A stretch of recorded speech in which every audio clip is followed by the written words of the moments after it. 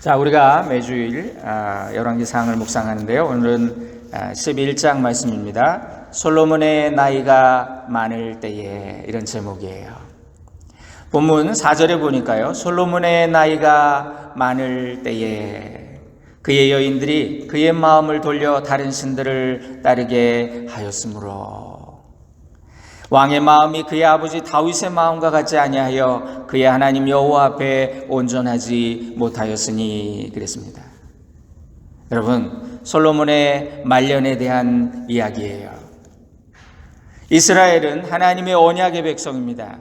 그 언약이 무엇입니까? 하나님만 사랑하고 하나님만 섬기겠다는 약속이에요. 솔로몬은 20세 즈음 어린 나이에 왕이 돼서 하나님만 의지하고 또 그 간절한 마음으로 그의 통치를 시작했지요. 아버지 다윗이 죽으면서 그렇게 유언을 했어요. 너의 나라가 견고하고 네가 하는 모든 일이 형통하여 하나님이 복 주시는 나라가 되려면 너는 이렇게 해야 된다. 하나님이 주신 율법을 잘 지켜라. 마음을 다하고 성품을 다하여 진실하게 하나님 앞에서 행하라. 그러면 약속의 말씀이 이루어질 것이다. 그렇게 유언을 했어요. 그러나 하나님께서 복을 주셔서 부귀와 영화를 누리고 강대한 나라를 이루었을 때, 그리고 그 나라가 안정되었을 때, 그는 하나님 외의 것들을 더 사랑하게 됐습니다. 젊어서 솔로몬은 신령한 지혜를 사랑하는 자였어요. 그러나 중년이 지나면서 그는 하나님과의 신령한 교제를 통해서 얻는 그 기쁨에서 돌이켜서, 이게 솔로몬이 돌이켰다 그래요.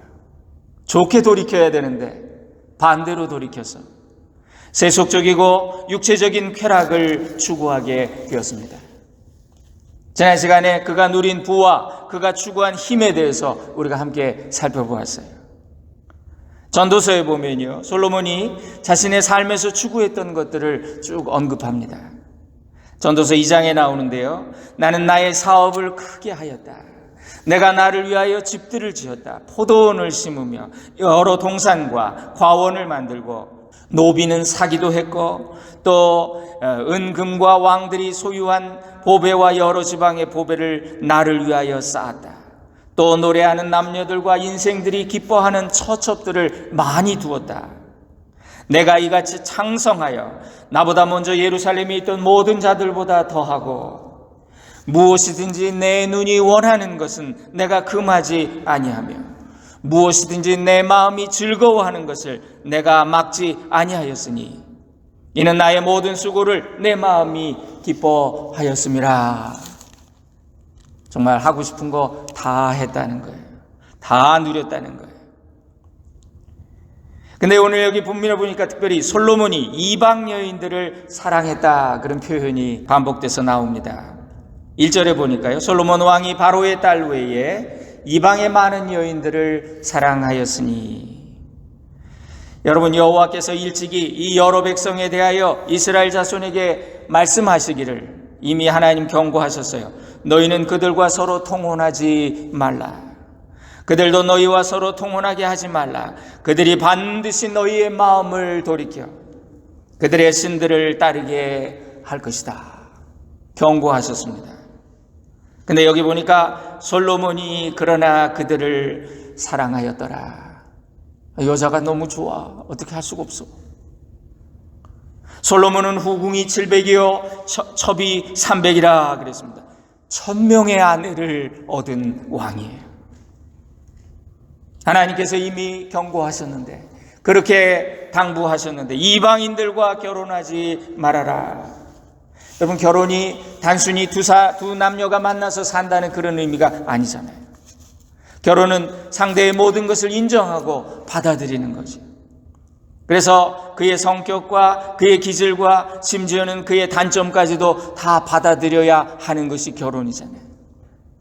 상대의 문화와 종교까지 다 인정하지 않고서는 부부가 되기가 어려워요. 솔로몬에게 시집온 이방 나라 여인들, 대부분 공주들이었습니다. 그 사람들은 모두가 자신들의 우상, 자신들의 종교를 가지고 왔어요. 솔로몬은 그 여인들에게 마음을 빼앗겼다 그랬습니다. 예를 들면 그 주변에 제정일치 사회의 왕은 제사장이고 왕의 가족들, 그러니까 예를 들면 그 아합 왕의 부인 이세벨도요, 시돈 그 왕의 딸, 그러니까 바알의 전도사야. 바알 신학교 나와가지고 말이지. 그런 사람들하고 결혼을 한 거니 이 솔로몬이 어떻게 버텼겠어요? 그리스도의 신부된 우리는 세상의 마음을 빼앗기지 말고 영원하신 하나님만 사랑해야 합니다. 그래서 하나님이 이방인들과 결혼하면 안 된다 명하신 거예요. 솔로몬이 젊었을 때는 신앙적으로 힘이 있었습니다. 자신의 마음과 믿음을 잘 지켜냈겠죠. 그런데 여기 4절에 보니까 솔로몬의 나이가 많을 때에 그의 여인들이 그의 마음을 돌려 다른 신들을 따르게 하였다. 인간은 항상 젊을 수 없어요. 항상 건강할 수 없어요. 우리의 몸은 늙고 병들고 쇠약해지듯이 우리의 영도 약해질 때가 옵니다. 그때 마음도 약해지고 육신도 약해져서 하나님과의 약속을 지키지 못할 때가 있다는 거예요. 우리 어르신들 말씀에 믿음 생활도 말이야, 한 살이라도 젊을 때 열심히 해야 돼. 나이 많고 늙어지면 하고 싶은 것도 못해. 선교도 못 가. 어르신들이 그러는 거예요. 어떤 분이 그래요. 평생 그냥 세상에서 놀다가 늦게 구원받으면 그게 더 좋은 거 아니에요? 그 어르신들한테 물어봤어요. 늦게 돌아오신 어르신들한테 물어봤더니 다 그러시는 거예요. 후회하시는 거예요. 내가 젊었을 때 주님 앞에 와서 주님의 일을 했어야 되는데. 9절 10절에 보니까요, 솔로몬이 마음을 돌려 이스라엘 하나님 여호와를 떠나므로 여호와께서 그에게 진노하시니라. 하나님이 진노하셨어요. 여호와께서 일찍이 2번이나 그에게 나타나시고 2번이나 나타나셨다. 이 일에 대하여 명령하사 다른 신을 따르지 말라 하셨으나 그가 여호와의 명령을 지키지 않았으므로. 경고 그리고 일들이 일어나기 시작합니다. 여러분, 나라에 어려움이 있어요. 솔로몬을 대적하는 반란이 3번이나 일어나요. 에돔 사람 하닷, 엘리아다의 아들 르손, 느밧의 아들 여로보암, 1차, 2차, 3차 반역이 일어납니다. 그거 진압하느라고 막 나라가 뒤숭숭하고요. 그리고 하나님의 말씀이 또 임해요. 여러분, 우리가 성경 읽을 때 하나님 어째서 이렇게 솔로몬 같은 사람한테는 수시로 나타나셔서 말씀 주시나, 아브라함한테도 그냥 수시로 나타나신 그 하나님 왜 나한테는 안 나타나시나? 나도 하나님 말씀 들으면 나도 순종할 텐데. 여러분, 아브라함이요, 보통 이렇게 성경을 쭉 보니까 한 100년 동안 하나님 만나서 신앙생활 하는 건데 100년 동안 하나님 한 10번 나타나셨어요. 그러면 우리 인생도 마찬가지 아닙니까? 솔로몬의 40년 통치에 하나님 한 3번 정도 공식적으로 처음에 나타나신 거하고 해가지고 한 4번 정도 나타나셨는데, 여러분, 그렇다면 우리도 한 10년에 한 번 꼴이잖아요. 10년에 한 번 우리 하나님 살아계시는구나 경험하잖아요. 우리도 하나님 음성 듣잖아요. 여러분, 그래서 하나님께서 이렇게 왜 나한테 말씀 안 주시나, 구약시대 하나님이 직접 나타나시는 경우 아주 특별한 경우였습니다. 보통 꿈으로, 또 제사장을 통해, 다윗과 같은 경우에는 우림과 둠밈으로, 그래서 그거 가지고 와서 같이 이렇게 기도하면서 제비를 뽑아서 하나님 뜻을 분별하고 그랬어요.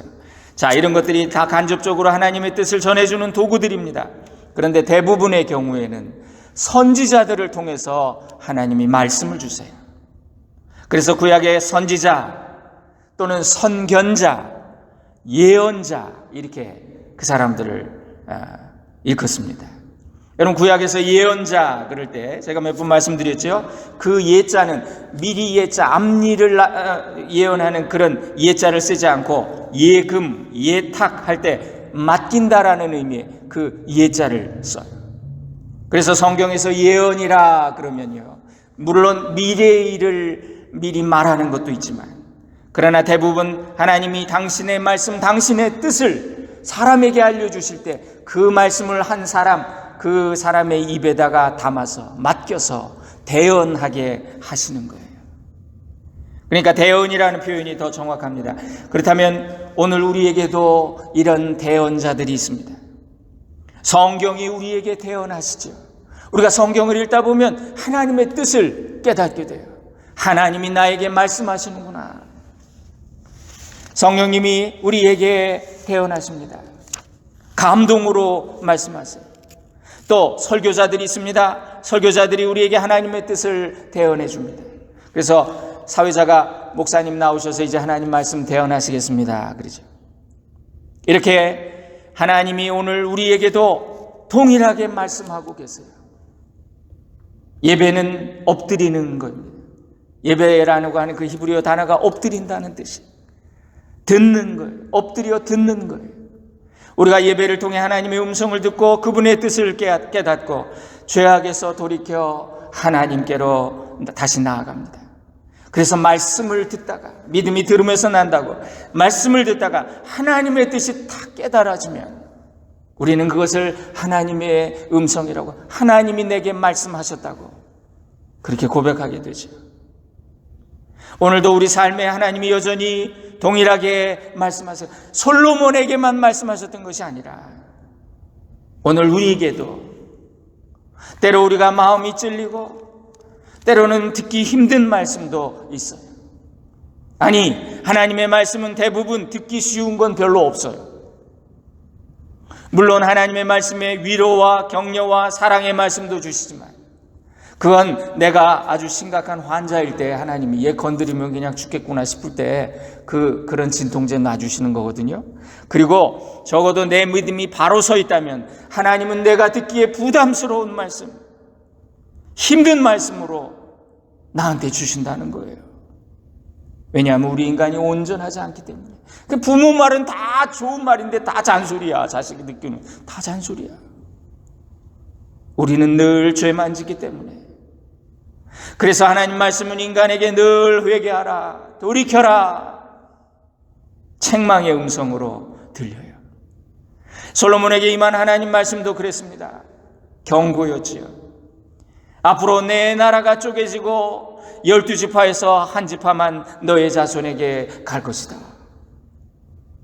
여러분 11절입니다. 여호와께서 솔로몬에게 말씀하시되 내게 이러한 일은 뭐냐면 반역과 반란이 계속 일어나잖아요. 내게 그런 일이 있었다. 또 내가 내 언약과 내가 내게 명령한 법도를 지키지 아니하였으니 내가 반드시 이 나라를 내게서 빼앗아 내 신하에게 주겠다. 여러분 우리 인생이 늘 건강하고 늘 청춘일 수 없어요. 점점 늙어갑니다. 몸이 쇠약해집니다. 하나님이 정해주신 이게 순리고 섭리예요. 누구도 이러한 자연의 순리를 거부할 수가 없습니다. 그러니까 어르신들이 사람이 나이가 먹으면 약해져. 성경은 이것이 인생의 진리라고 계속해서 말씀해 주시면서 여러분 창세기 25장에 보니까 아브라함이 나이가 높고 늙어서 기운이 다하여 죽어 자기 열조에게로 돌아가매. 창세기 35장에 이삭이 나이가 많고 늙어 기운이 다하여 죽어 자기 열조에게로 돌아가니. 똑같죠? 창세기 49장에 야곱이 아들에게 명하기를 마치고 그 발을 침상에 모으고 숨을 거두니 그의 백성에게로 돌아갔더라. 여러분 어르신들은 이 말씀을 다 이해하시더라고요. 그리고 이런 말 있잖아요. 너는 늙어봤냐? 나는 젊어봤다. 그러니까 어르신들 말씀 들어야 돼요. 젊은이들은 내게도 그런 날이 오려나 실감하지 못해요. 저도 이제 내년에 60인데 내후년이군요. 근데 이런 날이 올 줄 제가 몰랐어요. 참 어리석어요 인간이. 그런데 이것이 인생의 순리입니다. 늙어서 감각이 둔해지고 기운이 다 되어 열조에게 돌아갔다. 조상들이 간 그 길로 갔다 그런 뜻이. 그런데 성경에 특별한 기록들이 나옵니다. 하나님이 특별하게 붙잡아 주셨던 사람들 이야기가 나와요. 신명기 34장에 보니까 모세의 죽을 때에 나이 120세나 그 눈이 흐리지 아니하였고 기력이 쇠하지 아니하였더라. 제 목회에서 가장 기억에 남는 죽음 중에 하나가 우리 94세 되신 조아무개 장로님이 계셨는데 수요 예배 오셔서 예배 드리시고 그리고 목요일 날 집에서 점심 드시고 소파에 앉아서 평안히 가셨어요. 기가 막히죠. 제일 부러운 죽음. 여러분, 이 모세가 그랬답니다. 모세는 그의 인생에서 하나님 없이는 살 수 없는 상황에서 살았어요. 하나님과 늘 같이 동행했어요. 이집트 40년, 미디안 광야에서 40년, 출애굽 광야에서 40년, 하나님을 의지하지 않고는 살 수 없었던 그런 삶. 그러니까 그의 마지막도 이렇게 아름답고 깔끔하더라는 거죠. 모세가 하나님의 지팡이를 손에 잡았더라 그랬거든요. 하나님의 지팡이, 하나님의 임재.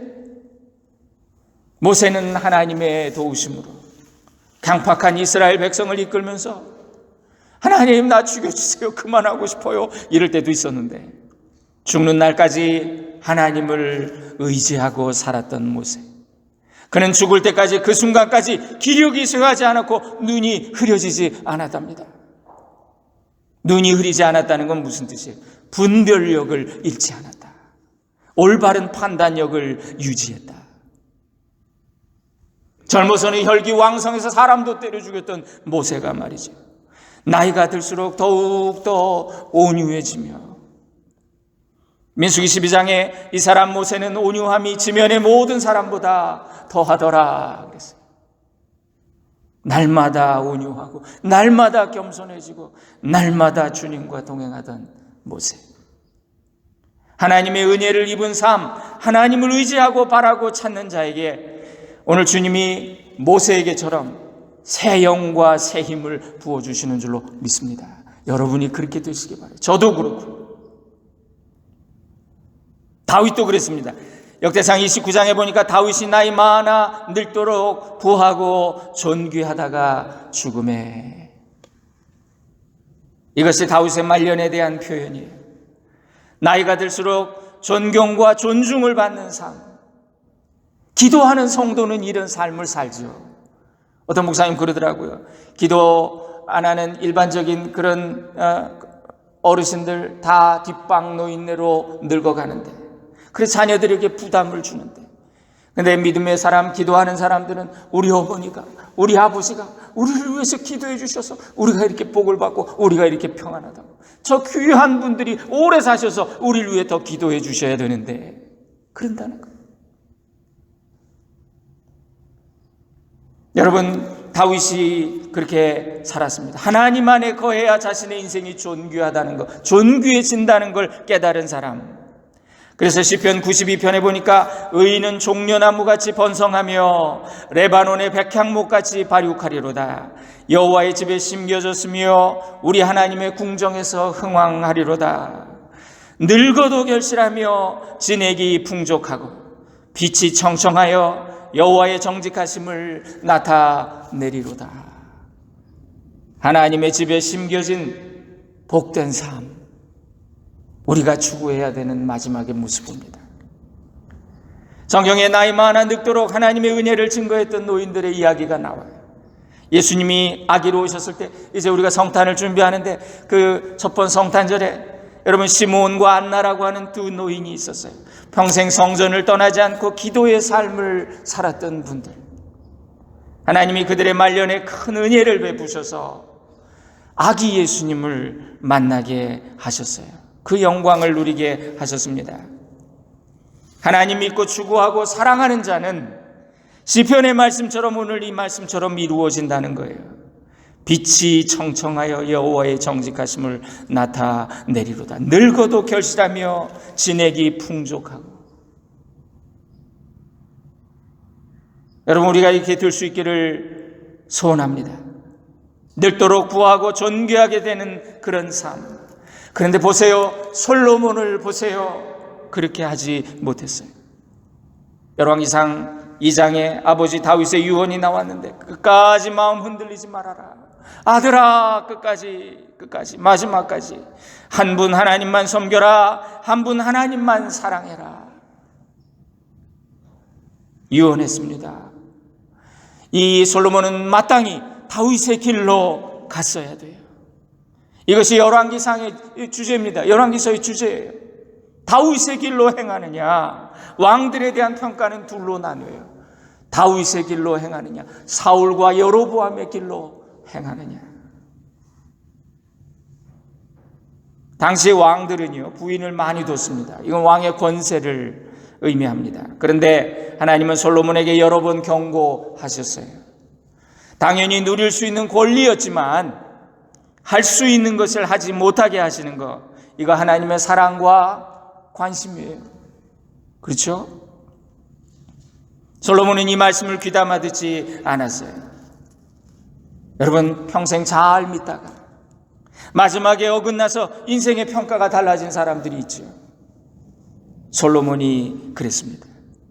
그는 자만했습니다. 그는 자신이 약해질 것이라고 생각하지 않았어요. 자기에게 닥칠 상황을 경계하지 못했어요. 지혜로운 사람이었는데 그가 젊어서는 아내들을 통제할 수 있었을 거예요. 오늘 아내들 개종도 시키고 그랬을 겁니다, 아마. 그죠? 또 그까지는 아내들은 너는 너 신앙 지켜라. 나는 내 신앙 지킬 테니. 이 정도까지는 했겠죠. 그런데 늙으니까 마음 먹은 대로 되지 않아요. 그래서 나이가 들면 남자들이 아내의 꽁무니만 쫓아다닌다 그런 얘기 하잖아요. 똑같죠. 우리의 삶도 영적으로 늙고 약해질 때가 있습니다. 쇠할 때가 있습니다. 그래서 우리는 끝까지 자기 관리를 해야 돼요.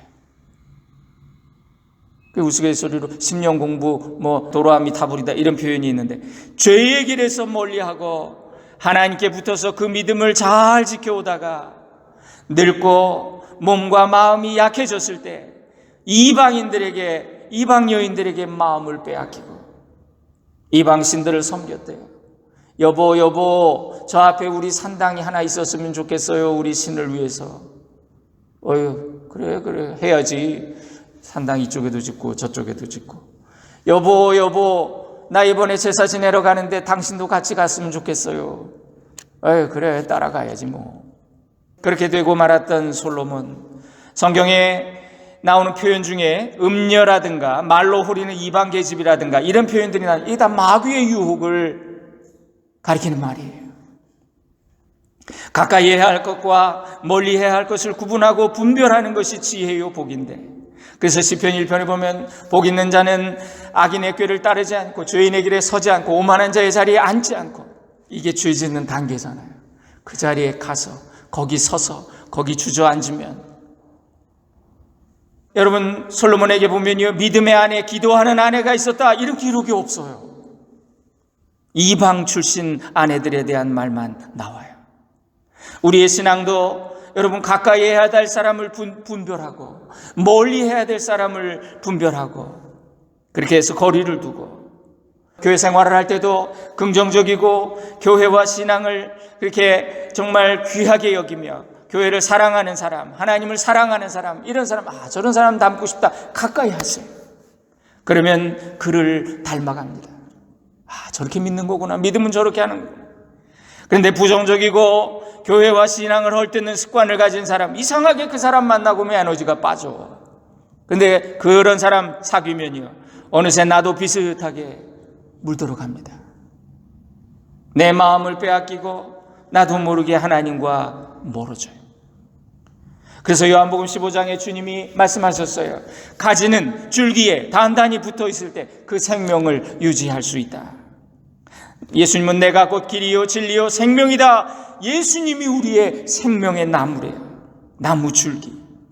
성도는 그 주님께 딱 붙어 있어야 됩니다. 나를 떠나서는 너희가 아무것도 할 수 없습니다. 인간의 어떤 자부심이나 자랑거리도 영원할 수가 없어요. 솔로몬은 나이 많았을 때, 몸과 마음이 쇠하여졌을 때 그 마음을 빼앗기고 말았어요. 지금은 내가 이길 수 있다 이렇게 생각하지만, 그러나 조심해야 합니다. 천하의 솔로몬도 넘어졌어요. 그가 약해졌을 때 여인들이 그의 마음을 돌이켰다 그래요. 그가 하나님으로부터 마음을 돌이켰을 때 그의 모든 존귀함과 영화가 무너지기 시작합니다. 육신의 건강도 젊어서 관리해야 하듯이 우리의 영혼도 마찬가지라. 지금 할 수 있을 때 성경 열심히 읽고 기도와 봉사도 힘써서 하고 주를 위한 일에 내 삶을 투자해야 합니다. 마음이 빼앗기지 않도록. 이 솔로몬의 인생을 보면 아쉬움을 금할 수가 없어요. 이 사람 대단했던 사람, 멋있게 시작했던 사람, 그의 말년이 허무하고 슬픈 종말이 되고 말았습니다. 끝까지 잘 믿는 거 이렇게 어려운 거구나. 세상적으로 복을 받고 누리면서 잘 믿는다는 건 더 어려운 거구나. 솔로몬을 통해서 배우게 돼요. 저는 저희 어머니가 돌아가시기 전에 계속 저를 위해서 기도해 주시는데, 끝까지 교만하지 말고 자고하지 말고 자랑하지 말고 끝까지 그런 얘기를, 그런 기도를 자꾸 하시는 거예요. 아, 이렇게 중요한 거구나. 사랑하는 성도님들, 말년이 복되고 마지막까지 아름다운 인생이 되어야 합니다. 솔로몬 왕의 마음이 그의 아버지 다윗의 마음과 같지 아니하여 그 하나님 여호와 앞에 온전치 못하였으니 우리를 향한 교훈이에요. 송현이라고 하는 사람이 어떤 주의 유언이라는 시를 썼는데요. 한 구절 소개합니다. 죽음을 앞둔 늙은 쥐가 이제 유언하는 거예요. 우리가 가장 경계해야 할 것은 고양이도 아니고 쥐도 아니고 무서움을 다채롭게 위장한 쥐약이다. 쥐약의 외형은 탐욕의 혀끝과 코끝을 유혹하기 위해 자연스럽고 믿음직스럽고 우호적이고 헌신적이다. 그러나 외형이 어떻든 간에 쥐약은 쥐약이다. 이 바보들아. 이렇게. 인생도 육체를 위해 자연스럽고 믿음직하고 우호적으로 보이는 것들을 찾다가, 그런 걸 추구하다가 영생의 길에서 멀어질 수 있어요. 마귀는 광명한 천사를 가장해서 아름다운 모습으로, 선한 모습으로, 좋아 보이는 것들로 우리에게 다가오지요. 에덴의 비극은 반복돼요. 보암직도 하고 먹음직하고 지혜롭게 할 만큼 탐스럽고, 하나님이 기뻐하시지 않는 죄를 삼가고 하나님이 섭섭해하실 악을 피하는 것, 생명의 길입니다.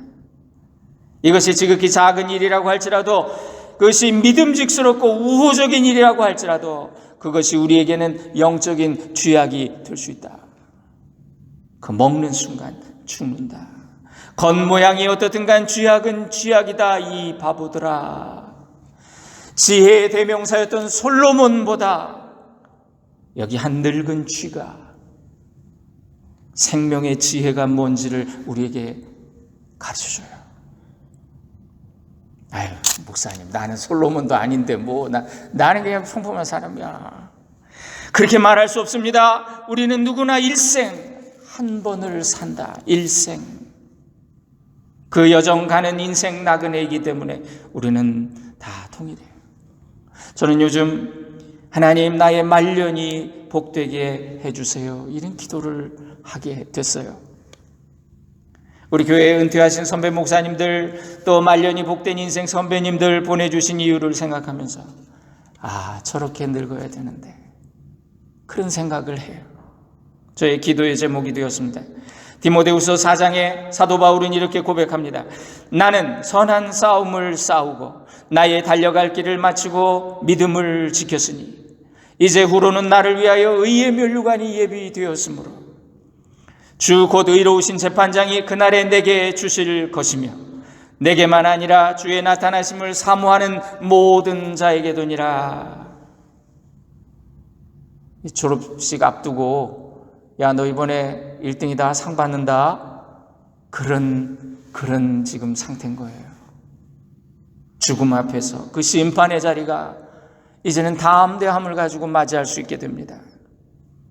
죽음 앞에서 담대한 인생, 마지막이 좋아야 됩니다.